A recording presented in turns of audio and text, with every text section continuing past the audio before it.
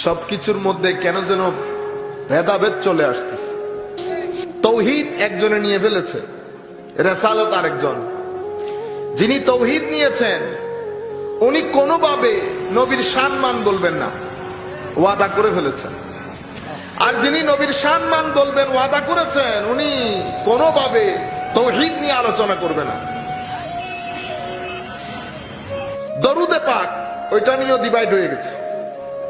কেউ শুধু দরুদ পড়বো একেবারে হট ধর্মী, আল্লাহুম্মা সাল্লি আলা মুহাম্মাদিন ওয়া আলা আলি মুহাম্মাদ কামা সাল্লাইতা আলা ইব্রাহিম ওয়া আলা আলি ইব্রাহিম ইন্নাকা হামিদুম মাজিদ, বাস ফিনিশ। এর বাইরে আর কোনো দরুদ পড়বো না। আর আমি এটা পড়বো, আমি আল্লাহুম্মা সাল্লি আলা মুহাম্মাদিন ওয়া আলা আলি মুহাম্মাদের মধ্যে আসবোই না। বহুত আজীব লাগে। এবং এই জিনিসগুলা শেষ পর্যন্ত আমাদের তরুণ প্রজন্মের মধ্যে আমরা তো করছি। আমরা যখন মাহফিলের মধ্যে অনেক মানুষ দেখি তখন আমরা হুঁশ হারা হয়ে যায়। অথচ আমরা বুঝতে চেষ্টা করি না যে আমাদের বাংলাদেশের জনগণ মোর দেন 20 crore, 20 কোটির বেশি হবে না, তোর মধ্যে মোর দেন 90 to 93% মুসলিম। পুরা টোটাল পপুলেশনের মধ্যে কয়জন আছে এখানে? আমরা এটাকে বাংলাদেশ মনে করি, অতঃপর আমার নিজের ভিতরের যে গেজা ওইটা গেজাইতে চেষ্টা করি। আল্লাহুম্মা, আমরা যখন দরুদ শরীফ পড়ি আলাদা আলাদা নারায়ে তাকবীর, উনি আর কিছু বলবেন না। আরেকদল নারায়ে তাকবীর নারায়ে রিসক, মানে একটা আজীব পরিস্থিতি তৈরি হয়ে গেছে। এবং এটা যেতে যেতে যেতে প্রত্যেক জায়গায় ছড়িয়ে যাচ্ছে। সামনে রমজান শুরু হবে, কেউ 8 রাকাত নিয়ে আলাদা হয়ে যাবে। 20 রাকাত 8 রাকাতকে দৌড়াবে, 8 রাকাত 20 রাকাতকে এক আজীব মাহৌল। শবে বরাত আসতেছে সামনে, এটা নিয়ে আরেক তুল কালাম। উম্মত নতুন নতুন ধর্ম শিখতেছে। কিছুদিন পরে লাইলাতুল মেরাজ আছে, এটা নিয়ে কেউ বলবে শরীর, কেউ বলবে শুধু রূহ, কেউ বলবে স্বপ্ন। এটা নিয়ে আরেক তুল কালাম কাণ্ড। প্রত্যেক জায়গা থেকে আসল যে মেসেজ সেটা নষ্ট হয়ে যাচ্ছে।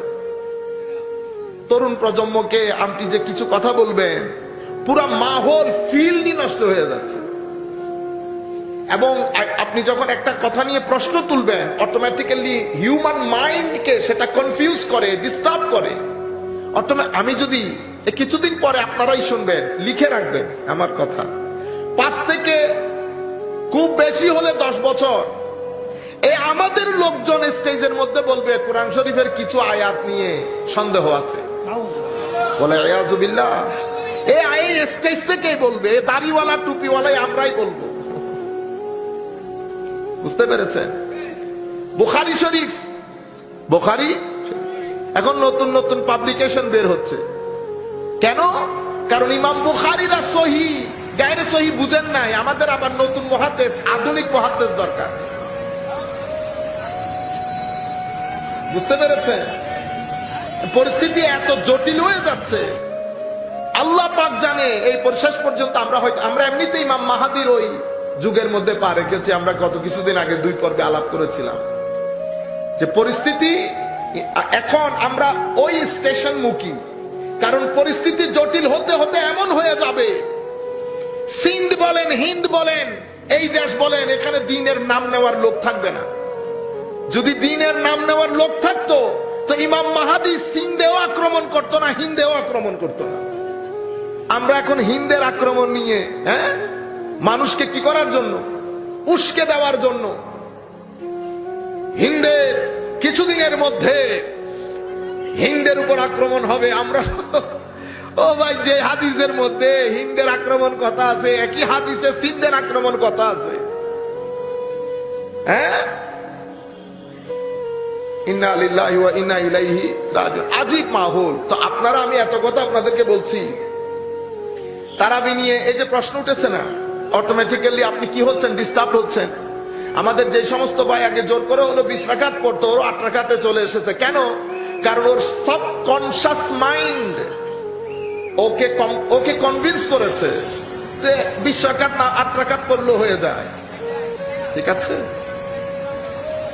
আগে যে সমস্ত ভাই শবে বরাতের মধ্যে জেগে নামাজ, রাত জেগে নামাজ পড়তো, যখন আপনি এটা বলেছেন শবে বরাতের নামাজ পড়লে জাহান্নামে যাবেন, আমি বুঝি না, মানে মানুষ গবেষণা একটা বড় জিনিস, গবেষণা লেখাপড়া একাডেমিক মানুষের একটা ধাঁচ থাকে, কি থাকে, ধাঁচ থাকে।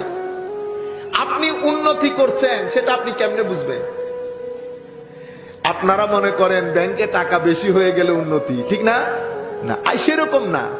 আপনি কেমনে বুঝবেন আপনি উন্নতি করছেন?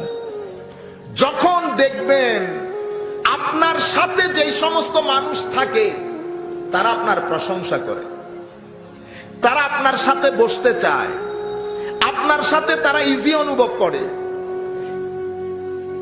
যখন দেখবেন মানুষ আপনাকে মহব্বত করে, মানুষ আপনার সাথে সাক্ষাৎ করতে চায়, দূর দূরান্তের মানুষ আপনাকে জড়িয়ে ধরে কান্নাকাটি করে, তো বুঝতে হবে আপনি কি করেছেন, উন্নতি করেছেন। আপনি উন্নতি করেছেন বা করছেন কি করে বুঝবেন? যখন আপনার সম্মুখে অপরচুনিটি, সুযোগ সুবিধার দরজা উন্মোচিত হয়ে যাবে। এটাও করতে চাচ্ছেন, এটাও করতে চাচ্ছেন, মানুষ আপনাকে দিয়ে এটাও করাতে চাচ্ছে, এটাও করাতে চাচ্ছে, অনেক সুযোগ, আপনি উন্নতি করছেন। এখন তো আপনারা আমার মজলিসে বসেছেন বিদায় আমি বড়, ঠিক না? কিন্তু আসল বড় কে জানেন? আসল বড় হচ্ছে যার মজলিসে বসে আপনি বড় হবেন, সেই ব্যক্তি আসল বড়। ঠিক আছে না? আমরা কি বলি, আমরা অমুকের কেরাত শুনেছি, অমুকের মজলিসে বসেছি, কিন্তু এখন মাহল চেঞ্জ হয়ে গেছে। এখন হচ্ছে আমার মাহফিলে আপনারা বসেছেন, অনেক মানুষ বসেছেন বিদায় আমি বড়, কিন্তু আসল বড় সেটা না। আসল বড় হচ্ছে যার মজলিসে বড় আপনি বড় হবেন, সেই ব্যক্তি আসল বড়। যাই হোক।